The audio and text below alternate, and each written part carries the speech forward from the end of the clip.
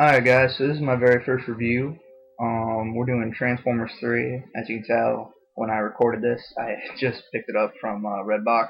I was at CVS, just found a Redbox there, so I figured why not look, and I found Transformers 3. So yeah, there's a bunch of intros coming up, so I'm going to cut them all out. Alright guys, so the main menu part took me a little bit. Like I said, I had just put in the game, so it's going to take a little bit, but I'll have to say that I didn't really expect this game to be too good because, well, we all know the rumor. You know, if it's a movie-based game or game-based movie, they suck balls. So I figured this game was going to suck balls. But, I mean, it's decent actually. So you're going to actually get some gameplay here in a second. I skipped the beginning, so it's just going to show you the heat of the battle as I'm playing. See, as you can tell, you know, it's pretty fun. I'd say that I don't really like the driving mechanics because I ran into a lot of walls. But it's pretty embarrassing. But like, you know, I don't really like the fact that they added guns to vehicle mode. So I actually give that like seriously like 2 thumbs down. And the game feels very like it just doesn't feel right. It doesn't feel the same as the second one. If you ever played Transformers 2, it was very fun. You know, it was very easy to play. This is just very random. I do like the jumping. I mean, that was pretty cool in how you can seamlessly transform now. But the system just doesn't work as well as it used to, and I just feel that they really messed up on the game.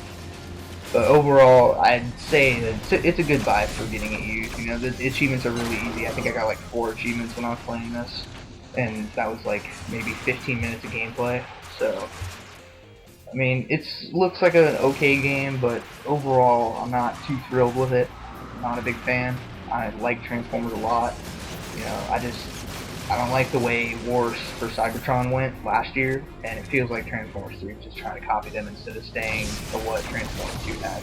Transformers 2 had a really good multiplayer, had a really good system for the Transformers, and it just feels like they're trying to copy War for Cybertron, which was not a very good game at all. It was pretty terrible, actually. But I'm going to skip a little bit farther ahead, show you some of the other parts of the mission. Alright, so now we're at a part later on where you have to disable these communication array things or something like that. Not really sure. I was just kind of driving around because I didn't know what I was doing at first. But, you know, the control layout, I'd have to say is, you know, relatively easy to learn. Obviously, I'm not too used to the system because I played Transformers 2. But you get grenades and stuff now in the game, which is pretty cool. I'm sure in the multiplayer it helps out a lot. But as you can tell, this is like one of them generators. You can interact with your environments just like the Bumblebee is doing it right now. But there's kind of overpowered weapons too. As you just saw, you can change your weapons with the Y button when you're in car form. And there's this rocket launcher that this guy gets that I'm using. And it's ridiculous. Like, you're gonna see me using this thing, and I can just demolish people like nothing. It's like I'm fucking Master Chief. It's ridiculous. I'm playing Transformers. I don't expect it to be easy. Now, I have to admit, that was kind of cool. I got an achievement for that, but so I give them props for that. They did do some interesting things with the game. But overall, I'd give this game probably out of 10. Maybe 6.5, just because 1, it's just not as good as the second, and 2, well, it's made by Activision, and Activision sucks balls. I don't like Activision. And I think they ruin all games. I mean, that's just me. But overall, I'd say this game's definitely worth looking into. You might like this kind of game, but for me personally, I'm more of a shooter anyway. But hey, this game was like $2 for me, so shut the fuck up. I like it. I mean, $2, I can get it easy. But overall, if I were to spend $60 on this, I'd be extremely disappointed. So it's definitely not a $60 recommendation from me. But you guys might like something like this. I mean, as you can tell, you know, it's all kinds of destruction stuff. Here's the overpowered rockets, and I'm getting overran. And then Optimus Prime comes to the rescue like a boss. And then that dude with his sword is like a boss running. But you know, so there's obviously cinematics in it. That's something that I'm pretty sure they didn't have in the second one, but I don't remember too well. So there are cinematics. And the graphics, another thing, I'm kind of disappointed in the graphics. I mean, the second one looks just like the third one. Like, I don't see a huge difference in the graphics that much to me. I mean, you guys might, like, be some fucking uber guy with vision that can tell the difference, but I can't. I mean, it looks pretty much exactly the same, just with new settings, which I feel isn't very impressive.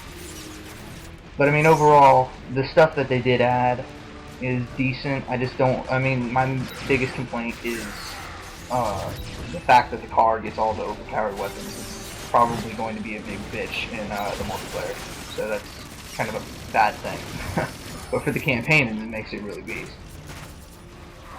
But I'm going to skip a little bit further ahead. Alright, so I gotta be honest, for a game based off of a movie, it's, you know, it's good. But like I said, it's just nothing compared to the second one. I mean, the second one was actually fun, and it was worth keeping. I don't even know why I sold it. And I mean, you know, they added cool features to this, but I guess in a sense of a way, a lot of the stuff they added just kind of kills the gameplay for me. It was a lot of fun the first time around. I mean, I like the stuff that they've added, you know, how I can walk onto these helicopters and shoot them down with the vehicle form rockets that I was saying were way too overpowered. And it's cool and all, but, you know, and I get achievements really easy, just like I used to. It's just, it doesn't feel right. It doesn't feel the same as it used to. And just, for me, it's just not as good as it could be. I mean, that's just my personal opinion on this game. It's just, the game could have been a lot better. And personally, I think that if they had a better producer, the game would have been a lot better. We all have seen what that game does to people.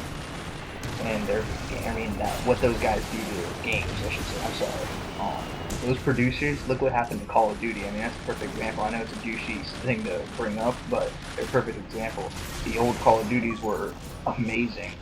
And that was when Activision wasn't such a douche. And then when they started getting that douche reputation, look what they did to Call of Duty 4 and all above.